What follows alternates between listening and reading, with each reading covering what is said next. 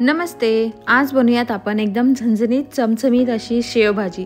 बनवायला जरी ही एकदम सोपी असेल ना, तरी ही चवीला मात्र एक नंबर आहे. घरी जर कधी भाजीचा कोणता ऑप्शन नाही आहे आणि बनवायचं आहे काहीतरी चमचमीत छान पाहिजे, तर हा नक्कीच ऑप्शन आहे. आणि आजचा मेसेज आहे की बी ऑलवेज काइंड. नेहमी सगळ्यांवरती दया करा. कधी तुमची कोणाला गरज असेल माहिती नाही, तर सगळ्यांवरती नेहमी दया करत राहा.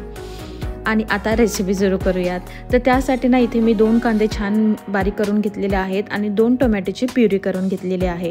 आता एका कढईमध्ये आपल्याला तेल गरम करून घ्यायचं आहे. तेल थोडंसं जास्तच ठेवा, कारण ह्या भाजीला थोडीशी तरी जी आलेली असते ना, ती खूप छान लागते.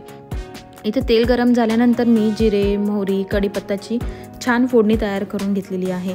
ही भाजी बनवायला ना अगदी सोपी आहे, सॅव्हियर आहे. 5 मिनिटात बनवून तयार होते आणि मुलांच्या टिफिनसाठी म्हणा किंवा हस्बंडच्या लंच बॉक्ससाठी एकदम परफेक्ट ऑप्शन आहे. ही भाजी तुम्ही पावाबरोबर जर खाल्ली ना, तर पाव आणि ही भाजी तर एक नंबर लागते. आता ही फोडणी आपली तयार करून झालेली होती. त्यामध्ये मी कांदा ॲड केलेला आहे. कांदा आपल्याला मस्तपैकी परतून घ्यायचा आहे, जोपर्यंत तो गोल्डन ब्राऊन होत नाही तोपर्यंत. छानपैकी एकदम गोल्डन ब्राऊन झाल्यानंतरच पुढे त्याची प्रोसेस करायची आहे, आपल्याला भाजी बनवायची आहे. नाहीतर मग हा कांदा ना तोंडामध्ये मग ती कच्ची स्मेल देतो किंवा कच्चा लागतो. इथे बघू शकता आपला कांदा व्यवस्थित परतून झालेला आहे. तर लगेच इथं आपल्याला टोमॅटो प्युरी टाकायची आहे. प्युरी टाकल्यानंतर लगेचच सगळे मसाले ॲड करायचे आहेत प्युरीला. नंतर आपण एकसोबतच सगळ्या मसाल्यांबरोबर शिजवणार आहोत, जेणेकरून आपला वेळही वाचेल आणि भाजीही लवकर होईल. इथे मी हळद, लाल तिखट, त्यानंतर काश्मीरी लाल मिर्च पावडर, थोडंसं हिंग, गोडा मसाला, गरम मसाला टाकला होता. तुम्हाला ॲडिशनल अजून कोणता मसाला घालायचा असेल, शेवभाजी मसाला वगैरे, तरी तुम्ही तो घालू शकता.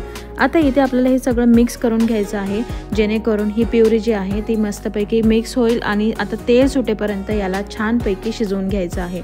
कित्येक वेळानं आपण गडबडमध्ये असतो, मसाले टाकल्यानंतर लगेचच आपण भाजी टाकतो जी आपल्याला बनवायची आहे, आणि मग कच्च्या मसाल्यांचा जो कच्चापणा आहे ना, तो तसाच राहतो. त्यामुळे असं न करता झाकून त्याला 1-2-3 मिनटं छान शिजवू द्या. हे बघा, त्यातलं पाणी पूर्ण निघून गेलेलं आहे आणि आता तेल सुटलं. याचा अर्थ तुमचे सगळे मसाले जे आहेत ते एकदम परफेक्टली शिजलेले आहेत. आता या स्टेजला ना आपल्याला पूर्ण शेव घालायची नाही आहे, अगदी थोडीशी शेव घालायची. म्हणजे जेवढी तुम्ही घालणार आहात त्यातली 1/3 याच्यामध्ये ॲड करायची आहे. 1 वाटी घालणार असेल तर अर्ध्यापेक्षा अर्धी घालायची. आणि त्यानंतर लगेचच गरम पाणी याच्यामध्ये आपल्याला ॲड करायचं आहे, जेणेकरून ना या भाजीला एक घट्टपणा येतो जर तुम्ही आधी शेव ॲड कराल तर.